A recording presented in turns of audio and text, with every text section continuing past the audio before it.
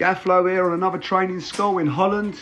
Here we are training 15 students from all around Europe, and we're giving them our take of an epoxy resin system. So here I am just pulling out some effects with some spray paint and a magic squeegee. So you can create some great effects with just a simple little tool like a magic squeegee. Putting it around, giving it some blend and making some highlights pop out before moving on to the seal coat. So the seal coat here we're using is a nanotechnology quartz-based sealer. Absolutely. Some of them are single component, some of them are two component.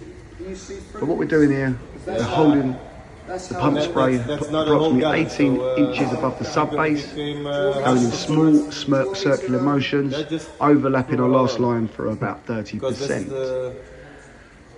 When you're using spray-based sealers, most of them are solvent-based, and they can cause a lot of damage if you don't protect up things around you, i.e. cupboards, end panels, furniture. It's a high VOC and it's very strong, so always advised to wear PPE.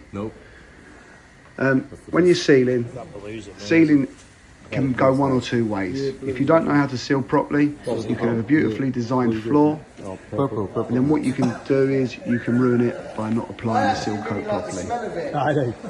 If you don't put enough on, it can separate and go a bit thick, and that can look sore.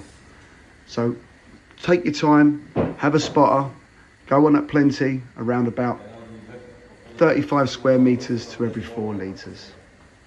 But as I say, lots of different systems out there. This was one particular one that we was using. Thank you for watching. Keep your eyes peeled.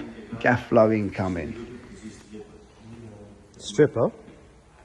This says stripper then? Ah.